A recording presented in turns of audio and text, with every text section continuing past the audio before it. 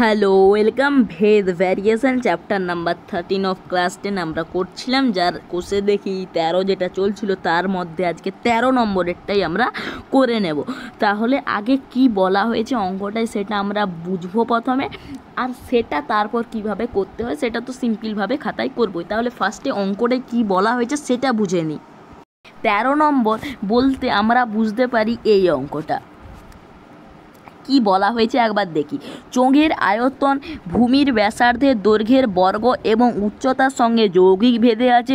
দুটি চোঙের ভূমির ব্যাসার্ধের দৈর্ঘ্যের অনুপাত 2:3 এবং তাদের উচ্চতার অনুপাত 5:4 হলে তাদের আয়তনের অনুপাত নির্ণয় করি। এখান থেকে আমরা বুঝতে পারছি যে চোঙের আয়তনটা অর্থাৎ আমাদের এই আয়তন, এই ভূমির ব্যাসার্ধ, এই উচ্চতা, এই তিনটেকে আমরা তিনটে চলরাশি ধরে নেব। এবার এই তিনটে চলরাশির সঙ্গে মেন যে আয়তন যে চলরাশিটা আছে সেটার সঙ্গে ভূমির ব্যাসার্ধের একটা সম্পর্ক আছে, উচ্চতার সম্পর্ক আছে। এবার যদি দুটো আলাদা সম্পর্ক যদি থাকতো তাহলে আমরা যৌগিক ভেদের উপপাদ্য প্রয়োগ করে একটা সমীকরণে এনে তারপর ভেদ ধ্রুবককে উঠিয়ে সমান চিহ্ন আনতাম, কিন্তু এখানে ডাইরেক্ট যৌগিক ভেদের উপপাদ্য আগে থেকেই বসানো আছে। এইখানে আমরা দেখতে পাচ্ছি যৌগিক ভেদের উপপাদ্য আগে থেকে বসানো আছে, তাই জন্য আমাদেরকে আর বসাতে হবে না, ডাইরেক্ট বসিয়ে দিলেই হবে। এরপরে যে ভূমির ব্যাসার্ধের দৈর্ঘ্যের অনুপাত এই যে 2:3 আর 5:4 যেহেতু বসানোই আছে তাহলে আর আমাদের কিছু করার নেই, সেই মানগুলো বসাবো আর তারপর যে আয়তনটা বেরাবে সেটার অনুপাত নির্ণয় করলেই মানটা বসাবে। এখানে মেন যে বিষয়টা বুঝতে হবে, এখানে যৌগিক ভেদের উপপাদ্য প্রয়োগ করা আছে, প্রয়োগ করতে হবে না, মেন টার্মটা এটাই। আর বাকি যেমন অঙ্ক করছি দেখে নাও একটু স্ক্রিনে। আমরা শুরু করে দিচ্ছি 13 নম্বরেরটা। 13 নম্বরে প্রথমে যে চলরাশিগুলো আছে সেগুলোকে আমরা ধরে নেব। একটা আছে চোঙের আয়তন, ভূমির ব্যাসার্ধের দৈর্ঘ্য এবং উচ্চতা, এইগুলো। তাহলে প্রথমে চোঙের আয়তন,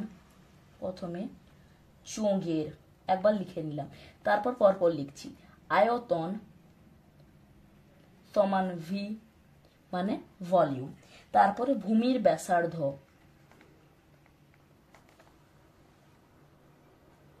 সমান আর ধরছি মানে রেডিয়াস, আর উচ্চতা মানে সবাই জানো হাইট সমান এইচ। যেহেতু কোনো এখানে একক নাই তাই জন্য আমরা শুধুমাত্র একক লিখব। উচ্চতা ব্যাসার্ধে একক লিখব, আয়তনে এককের কিউব লিখব। কেন না একক ইন্টু একক ইন্টু একক ইকুয়াল টু ঘন একক বা একক কিউব, তাহলে ঘন একক এটা আমরা লিখলাম। এরপরে কি বলেছে, চোঙের যেটা আয়তন আছে সেটা ভূমির ব্যাসার্ধ এবং উচ্চতার সঙ্গে যৌগিক ভেদে আছে। তাহলে ভূমির যে আয়তনটা এটা মেন, সেটা সরল ভেদে আছে কার সঙ্গে, ভূমির ব্যাসার্ধের বর্গ মানে আর এর স্কয়ার এবং উচ্চতার সঙ্গে। তাহলে এটা যদি আলাদা আলাদা থাকতো, মানে আমরা এখানে সাইডে যদি আমরা একটু দেখাতে চাই, মানে এখানে কেসে ভি ফার্স্টে প্রপোর্শনাল টু ছিল আর স্কোয়ারের সঙ্গে, আর ভ্যারিজেস ছিল আর স্কোয়ারের সঙ্গে, আর ভি ভ্যারিজেস ছিল এইচ এর সঙ্গে। এবারে ভি ভ্যারিজেস দুদিকে এদিকটা সমান হয়ে যাচ্ছে, তাহলে ভি ভ্যারিজেস আর স্কোয়ার ইন্টু এইচ, তাহলে ভি ভ্যারিজেস আর স্কোয়ার এইচ। তাহলে এটা করাই আছে। তাহলে এখান দুটো থেকে যে আমাদের এটা আনতে হতো যৌগিক ভেদের উপপাদ্য লাগিয়ে, তো সেটা আর লাগাতে হচ্ছে না, ডাইরেক্ট দেওয়াই আছে।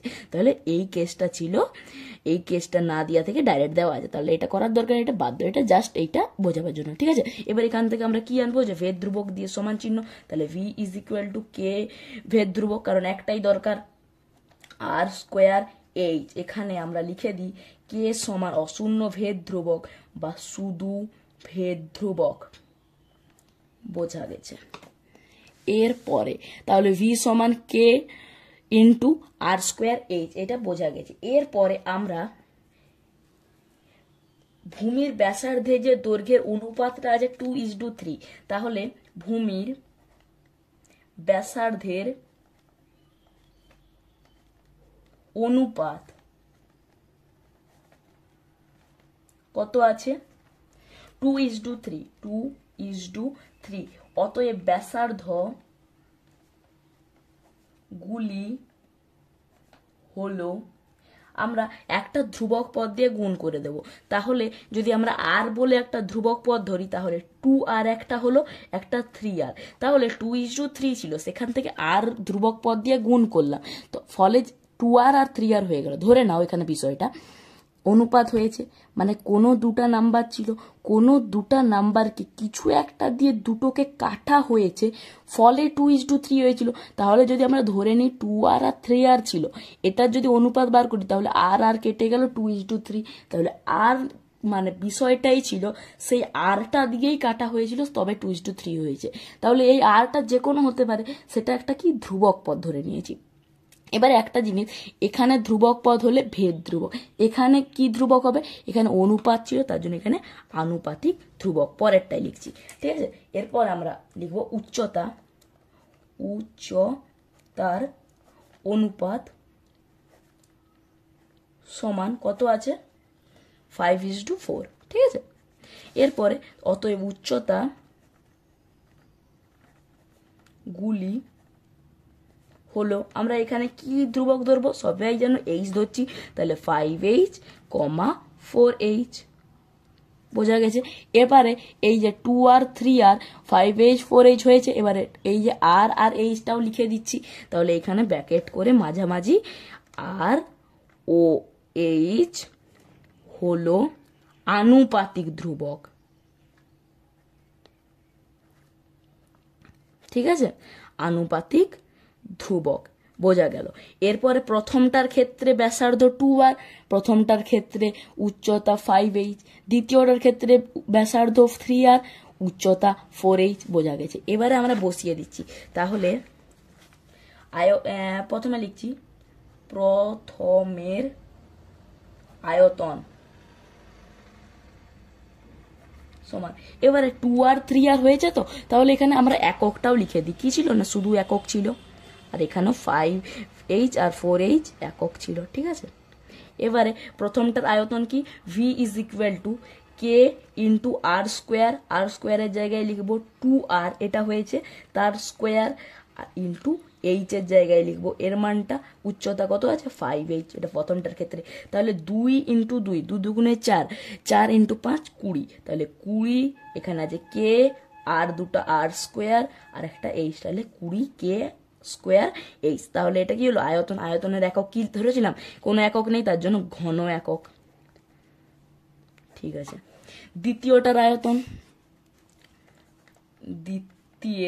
দ্বিতীয়র আয়তন কি হবে, কে ইন্টু ব্যাসার্ধ কত বেরিয়েছে 3r, তাহলে 3r তার হোল স্কোয়ার ইন্টু উচ্চতা কত 4h, তাহলে 3 স্কোয়ার মানে 3 ইন্টু 3, 3 3 9, 9 4 36, সরি 4h হবে, 9 4 36, একটা কে আর স্কোয়ার এইচ কি হবে ঘন একক। এরপরে যদি আমাদেরকে অনুপাত বার করতে দেয়, তাহলে আয়তনের অনুপাত, তাহলে দুটো আয়তনকে পরপর বসিয়ে দিই, তাহলে দুটো আয়তনকে পরপর বসালে 20 k r square h is to 36 k r square h হয়েছে। এখানে কি দিয়ে কাটবো, এখানে 4 দিয়ে কাটতি, 4 5 20 হয়েছে, আর কে আর 4 9 36 হয়েছে, 5:9, আর এখানে কে আর স্কোয়ার এইচ গোটা গোটা কেটে গেল, তাহলে এখান থেকে আমাদের বেরিয়েছে 5:9। তাহলে এখানে যেটা বুঝতে পারলাম যে আয়তন, ভূমির ব্যাসার্ধ, উচ্চতা, তিনটে রাশিকেই আমরা একটা যে কোনো চলরাশিতে ধরে নেব, তারপর যৌগিক ভেদের উপপাদ্য প্রয়োগ করা হয়েছে, জাস্ট একটা ভেদ ধ্রুবক আনবো, এবার দুটো যে অনুপাত হচ্ছে সেখান থেকে আনুপাতিক ধ্রুবক বসিয়ে ব্যাসার্ধ এবং উচ্চতার মান আনবো, সেখান থেকে আমরা আয়তন বার করব, দুটো আয়তনের অনুপাত বার করলে আয়তনের অনুপাত বেরিয়ে গেল।